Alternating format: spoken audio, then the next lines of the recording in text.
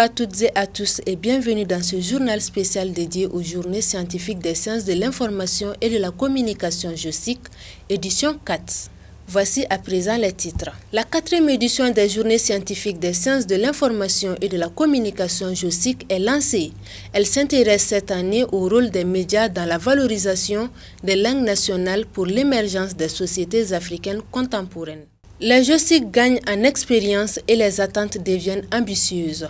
L'événement est un espace de rencontre et de retrouvailles pour les experts qui apprécient de plus en plus les échanges. Les médias au service d'un développement durable. Le sujet est débattu au cours des JOSIC numéro 4. Mariam Ndiaye nous fera le point dans cette édition. L'ouverture des travaux de la 4e édition des Journées scientifiques des sciences de l'information et de la communication de l'École supérieure de journalisme et des sciences de la communication ESGSC s'est tenue ce 14 mai à l'École nationale d'administration. Le thème de l'édition 2026 est « Médias et langue nationale, quel enjeu pour les sociétés africaines contemporaines ?» L'événement regroupe des anciens chercheurs, professionnels des médias et étudiants venus de plusieurs pays, dont le Burkina Faso, le Niger, le Sénégal et le Bénin. Les travaux ont été lancés par le secrétaire général du ministère de l'Enseignement supérieur et de la Recherche scientifique. Le compte rendu de Fatoumata Sakou. Le feu vert est donné concernant les travaux de la 4e édition des Journées scientifiques des sciences de l'information et de la communication ce 14 mai à l'École nationale d'administration ENA. Placée sous le thème « Médias et langue nationale, quels enjeux pour les sociétés africaines contemporaines ?» la cérémonie d'ouverture a réuni plusieurs personnalités de la scène médiatique malienne et celle sous-régionale, ainsi que des chercheurs, enseignants et étudiants. Cet événement est l'occasion d'échanger sur plusieurs thématiques découlant de 6 axes principaux. Bienvenue, bonjour. Nous sommes très ravis de votre présence massive et dynamique à cette cérémonie de lancement des 4e journées des sciences d'information et de la communication. Plus d'une soixantaine de communications vont être présentées au cours de ces 2 jours d'échange. Mesdames et messieurs, le thème que nous avons choisi pour cette 4e journée, à savoir médias et langue nationale, quel enjeu pour les sociétés africaines contemporaines, n'est pas anodin. Il est le reflet d'une réalité que nous vivons au quotidien et d'une tension que nos sociétés doivent impérativement résoudre. Assurer un meilleur avenir à nos pays anciennement colonisés qui utilisent actuellement une langue étrangère pour éduquer et gouverner leur pays passe résolument par la mise en place, dans un délai raisonnable, d'un système d'éducation et d'un système de gouvernance multilingue basé sur les langues que notre population maîtrise bien. Ces communications serviront de guide aux autorités pour les prises de décision concernant les questions d'information et de communication. En effet, mesdames et messieurs, les médias ont un rôle crucial à jouer pour montrer à nous-mêmes et au monde entier l'importance de nos langues nationales dans le but non seulement de les conserver durablement, mais aussi et surtout de les exploiter au mieux pour assurer notre progrès. Ce faisant, les médias contribuent grandement à la mise en œuvre de nos politiques linguistiques et surtout à la lutte contre la désinformation et au canal médiatique auquel nos États font actuellement face.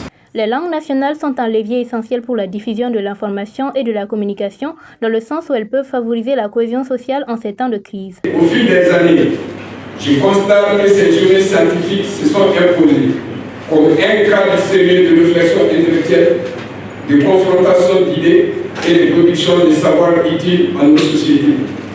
Cette constante mérite d'être saluée. Cette 4e édition va mettre en perspective la problématique attrait aux réalités de nos sociétés actuelles. Les JOSIC, c'est aussi un moment de convivialité, de retrouvailles et d'attente. Des moments forts que viennent partager des chercheurs issus de différents horizons avec leurs pairs, Mariama Aboubakar. Lors des JOSIC numéro 4, plusieurs chercheurs venant du Burkina Faso, de la Côte d'Ivoire, du Sénégal et du Bénin sont venus partager leurs expériences.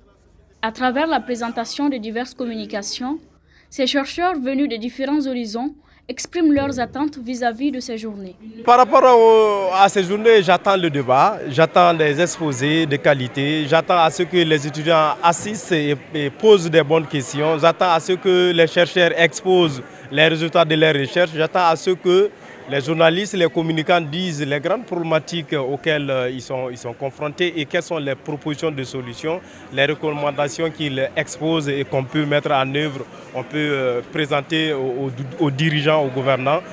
JOSIC 2026, c'est aussi un moment de retrouvailles et de nouvelles rencontres qui favorisent des liens sociaux et professionnels. JOSIC, c'est une très belle initiative, c'est un espace qui permet non seulement aux enseignants-chercheurs, aux experts du monde de la communication, aux journalistes, en tout cas aux différents acteurs de la presse de tous bords, de pouvoir se rencontrer et d'échanger leur compréhension, leurs recherches.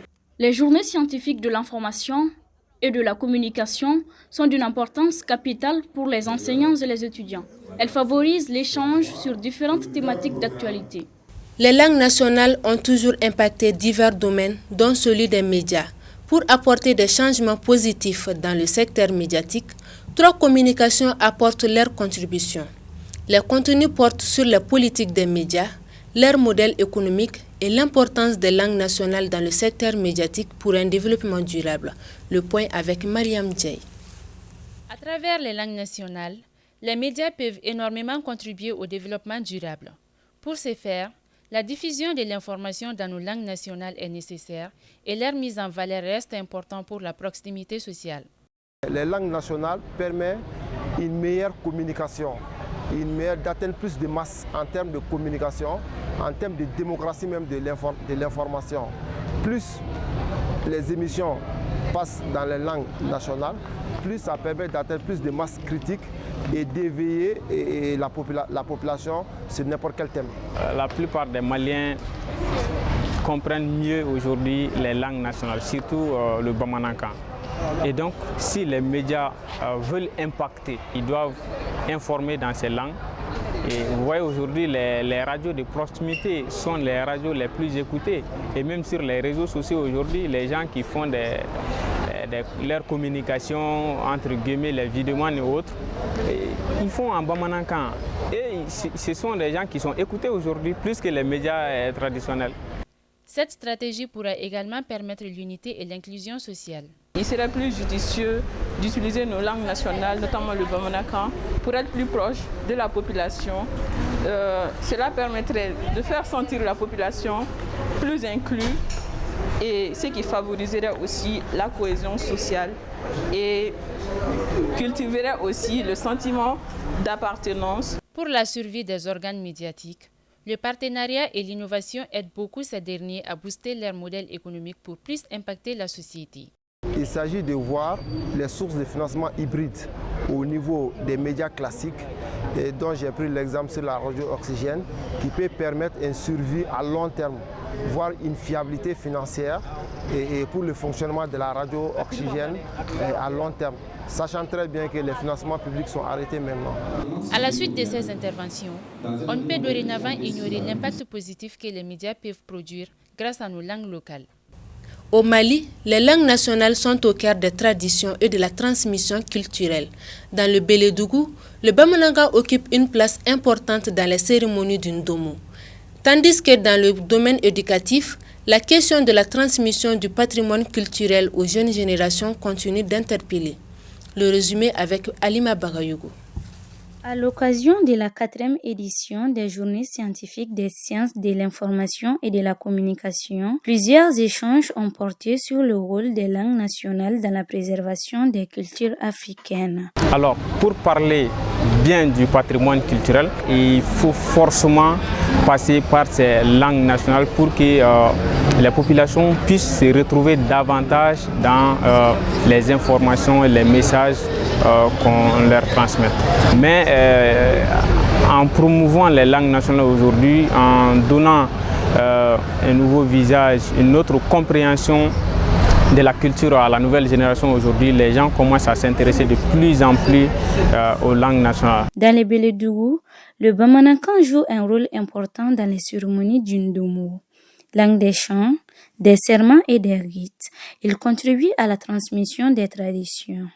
Quand on parle de langue, on parle de communauté. Et chaque communauté, si tu laisses ta langue tomber, ta culture va tomber. Pour ce faire, la langue elle est essentielle. Tu prends les traditions soninké, elles peuvent être traduites en français, en anglais ou en espagnol, mais la meilleure façon de les transmettre, c'est dans la langue locale, qui est la langue soninké. Donc il en est de même pour le Bamanankan. Il y a un creuset de transmission, un creuset d'enseignement des savoirs et des savoir-faire des Bamana. Pour les participants, ces échanges ont aussi permis de mieux comprendre les enjeux liés à la préservation des langues nationales. Pour transmettre un message, il faut un maximum de personnes pour comprendre ce message. Alors, ce message ne peut passer si la langue utilisée pour diffuser justement ces messages-là ne sont pas comprises par la population. Alors, aujourd'hui, les langues nationales, je vais dire, sont importantes pour une bonne communication. Entre tradition et modernité, la promotion des langues nationales reste un enjeu majeur pour la préservation du patrimoine culturel africain. Les langues nationales dans l'espace médiatique ne sont plus une simple option, mais un outil central d'une souveraineté informationnelle. Les panélistes Ilio Ali Djal et Abdoul Sogodogo nous parlent de deux communications différentes mais complémentaires sur les langues nationales au Mali qui se résument en une question. Les actions de valorisation de nos langues sont-elles de véritables leviers de démocratie ou risquent-elles de fragmenter notre société en isolant les communautés? Réponse avec Khadija Toutraouri. L'utilisation des langues nationales dans les médias est au cœur d'un double enjeu. Entre désir d'inclure tous les citoyens et risque de division, l'expert Ilo Alaïdjaï nous livre son analyse sur cette mutation profondément ancrée dans l'espace médiatique. Le fait que les médias donnent accès aux usagers de la langue nationale leur permet de dire ce qu'ils pensent et comment ils voient la gouvernance. La gouvernance, ça peut être locale, ça peut être nationale. En un mot, ça leur permet de dire ce qu'ils pensent de comment est-ce que le pays marche. Donc ça, c'est très important dans la démocratie. C'est l'accès à l'espace public, ce qui est un élément très important. L'utilisation des langues nationales peuvent être des leviers de repli identitaire. On va dire que telle radio est pour telle ethnie, est pour telle langue. Donc ça, c'est des replis identitaires qui ne sont pas bons dans la construction d'une nation. Pour M. Abdoul Sogodogo, il y a une réelle volonté de promouvoir ces langues nationales. Tant que le français va rester la langue de travail de l'État, et c'est la langue de formation des différents agents de la presse, ça va être difficile que le français ne reste pas la langue de premier plan. Si on a des journalistes qui suivent toute leur formation dans des langues nationales, donc ils pourront produire dans ces langues nationales. Mais la réalité nous montre tout le contraire, car la valorisation de ces langues est heurtée à des difficultés techniques et financières. L'obstacle, c'est que la radio et la télé parfois utilisent des informations produites, ou en tout cas dans d'autres langues, et donc il faut de la technicité d'abord pour pouvoir les traduire dans les langues nationales. Pourtant, on pourrait s'attendre à ce qu'ils soient en bambara. La souveraineté informationnelle du Mali passe par les langues nationales. Mais pour que ce projet soit une réussite, il faudra transformer les contraintes techniques en opportunités et veiller à ce que ces langues soient un point et non une barrière entre les Maliens. Entre valorisation du patrimoine ancestral et enjeux liés à la modernité technologique, les langues nationales ainsi que leur rapport avec le numérique ont occupé une place centrale lors de cette rencontre. Pendant que Bakary Konaté mettait en lumière le rôle déterminant des médias numériques et des langues nationales dans la construction d'une citoyenneté inclusive, les docteurs Youssouf Karambé et Ali B. Tembine ont entraîné l'assistance au cœur de l'identité culturelle malienne à travers une analyse approfondie du koroba, genre musical emblématique du pays d'Ogon. Le film de ces deux communications est signé Sidiki Touré. La communication des docteurs Youssouf Karambé et Ali B. Tembine portait sur le genre musical dogon koroba, dont la traduction littérale est « taper dans la calebasse ».